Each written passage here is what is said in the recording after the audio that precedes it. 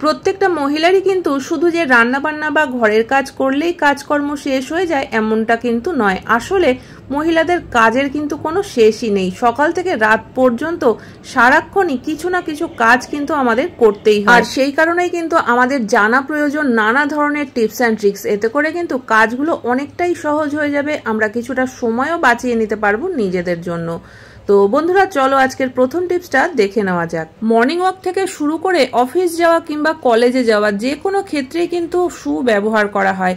আর প্রত্যেক দিন শু ব্যবহার করতে করতে দেখবে যে একদম নোংরা হয়ে যায়, তখন কিন্তু আর এই শুটা পরতে ঠিক ইচ্ছে করে না। তখন কিন্তু আমাদের অন্তত 15 দিনে একদিন ভালোভাবে ধুয়ে পরিষ্কার করতে হয়।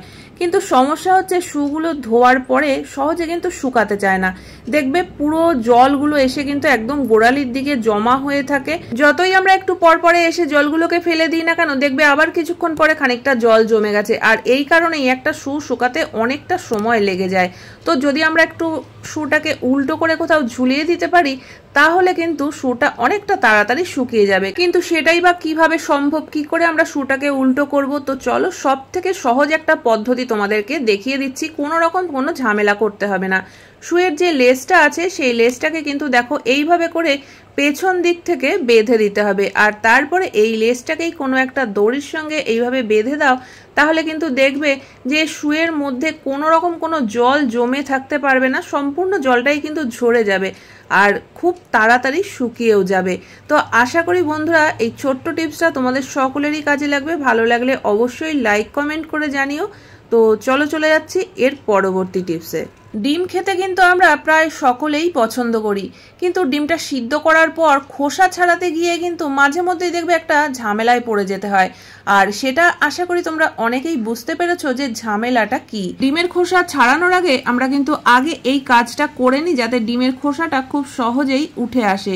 খোসাটাকে ভালোভাবে ফাটিয়ে নেওয়ার পরেও যখন খোসাটাকে ছুলতে যাবে অনেক ক্ষেত্রেই দেখা যায় যে খোসার সাথে কিন্তু বেশ কিছুটা ডিমও উঠে আসে, যেটা দেখতে খুবই খারাপ লাগে। আর এই ধরনের ডিম রান্না করার পরে কিন্তু কাউকে দিতেও খারাপ লাগে বা নিজেদের খেতেও খারাপ লাগে।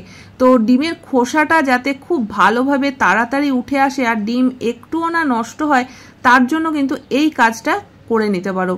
তো দেখো প্রথমে ডিমের খোসাটাকে তো একটু ভেঙে নিতে হবে, তো তারপরে ডিমটাকে রেখে হাতের তালু দিয়ে এইভাবে কয়েকবার একটু গড়িয়ে নাও। তো এই কাজটা করার পরে দেখবে যে ডিমের খোসাটা কিন্তু সম্পূর্ণ আলগা হয়ে যাবে আর খুব তাড়াতাড়ি খোসাটাও উঠে আসবে, ডিম কিন্তু একটুও নষ্ট হবে না।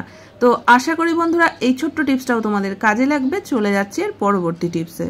জলের বোতলে প্রত্যেকদিন জল রাখতে রাখতে দেখবে যে বোতল থেকে কিন্তু একটা বাজে গন্ধ আসে।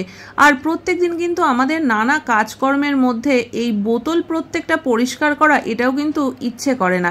কিন্তু বোতল যদি আমরা পরিষ্কার না করি তাহলে এই বোতলের দুর্গন্ধটা কাটাবোই বা কি করে? কারণ বোতল থেকে যদি গন্ধ আসে তাহলে কিন্তু সেই বোতলে জল খেতে একদমই ইচ্ছে করে না। তো বন্ধুরা একদম একটা সহজ পদ্ধতি আজকে তোমাদের সঙ্গে শেয়ার করছি। তো দেখো বোতলে যতটুকু জল ছিল আমি ফেলে দিয়েছি, আর এখানে নিয়ে নিয়েছি একটা পেপারের টুকরো। তো এই টুকরোটাকেই কেটে আবার ছোট করে নিলাম, আর এবার বানিয়ে নেব দুটো পেপারের বল। তো এরকম ছোট ছোট দুটো তিনটে পেপারের বল বানিয়ে নিতে হবে।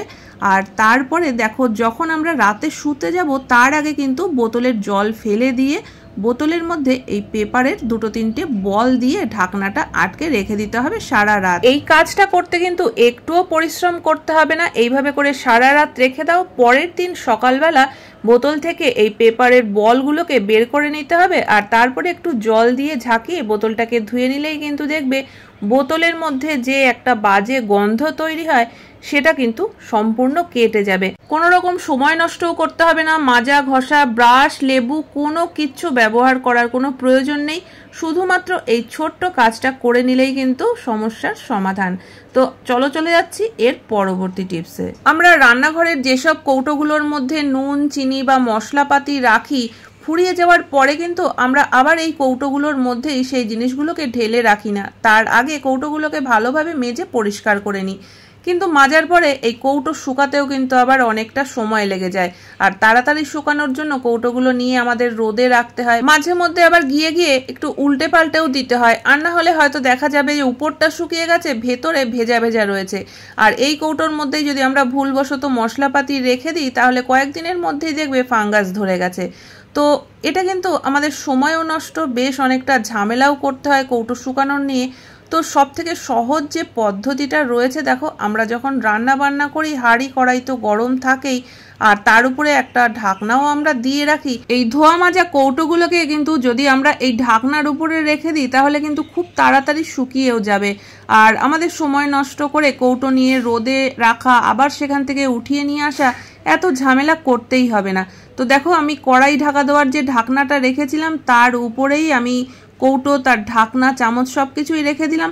কয়েক মিনিট পর আবার একটু উল্টে দেব। তো এর জন্য কিন্তু আমাদের কোনো দৌড়াদৌড়ি করতে হবে না, একদম কাজ করতে করতেই আমরা জিনিসটা করতে পারবো, আর কৌটোগুলো খুব ভালোভাবে শুকিয়েও যাবে। তো চলো চলে যাচ্ছি এর পরবর্তী টিপসে। বাচ্চারা পড়াশুনো করলে বাড়িতে এক্সাম বোর্ড তো অবশ্যই থাকবে, আর এই এক্সাম বোর্ডগুলো অনেকদিন ব্যবহার করতে করতে দেখবে যে এর ক্লিপটা হয়তো ভেঙে যায়, বা হয়তো কোথা থেকে একটুখানি ফেটে গেছে, যে কারণে বোর্ডটাকে আমাদের বাতিল করে আবার নতুন একটা কিনে দিতে হয়। তো বন্ধুরা, এই যে এক্সাম বোর্ড শুধুমাত্র ক্লিপটা ভেঙে যাওয়ার কারণে আমরা যে বাদ দিয়ে দিই, এটা বাদ না দিয়ে কিন্তু আমরা নিজেরা রান্নাঘরে ব্যবহার করতে পারি। এতে করে বেশ কিছু পয়সাও বেঁচে যাবে, কাজেরও কিন্তু অনেকটাই সুবিধা হবে। তো দেখো বন্ধুরা, আমাদের প্রত্যেক দিনই তো সবজি কাটতেই হয়, আর সবজি কাটার জন্য আমাদের চপিং বোর্ড তো প্রয়োজন হয়। তো যদি তোমাদের কাছে চপিং বোর্ড না থাকে সেক্ষেত্রেও তোমরা এটা ব্যবহার করতে পারো, বা অনেক সময় চপিং বোর্ড নষ্ট হয়ে যায়, আমাদের আবার নতুন করে কিনতে হয়। তো চপিং বোর্ডের পেছনে শুধু শুধু পয়সা খরচা না করে কিন্তু আমরা এই কাজটা করে নিতে পারি। তো দেখো এখানে আমি একটা পুরনো এক্সাম বোর্ড নিয়ে নিয়েছি, আর এর উপরে করে কিন্তু আমরা সবজি কাটতে পারি প্রত্যেক দিনের। তবে বন্ধুরা, সবজি কাটার সময় যদি দেখো যে বোর্ডটা নড়াচড়া করছে, সেটা কিন্তু আমাদের যে চপিং বোর্ড থাকে সেটাও মাঝে মধ্যে এরকম একটু নড়াচড়া করে, যাতে কাটতে অসুবিধা হয়। তো সেক্ষেত্রে কিন্তু আমরা এই কাজটা করে নিতে পারি। তো দেখো এখানে আমি একটা পুরনো কিচেন টাওয়েল নিয়ে নিয়েছি, বোর্ডের নিচে এই টাওয়েলটাকে পেতে দিলাম, আর তারপরে যদি আমরা সবজি কাটি তাহলে কিন্তু নড়াচড়াও করবে না, আর যে জিনিসটা আমরা ফেলে দিচ্ছিলাম সেই জিনিসটাকে সুন্দরভাবে ব্যবহারও করা হয়ে যাবে। তো আশা করি বন্ধুরা আজকের প্রত্যেকটা টিপসে তোমাদের কাজে লাগবে। কোন টিপসটা সব থেকে বেশি ভালো লেগেছে অবশ্যই কমেন্ট করে জানিও। ভালো লাগলে চ্যানেলটিকে সাবস্ক্রাইব করে পাশে থাকা বেল আইকনটা অবশ্যই প্রেস করে দিও, যাতে নতুন ভিডিও আপলোড করলে নোটিফিকেশন সবার আগে তোমাদের কাছে পৌঁছে যায়। তাহলে বন্ধুরা, আজকের মতো ভিডিও এখানেই শেষ করছি। দেখা হচ্ছে আবার নতুন ভিডিওতে।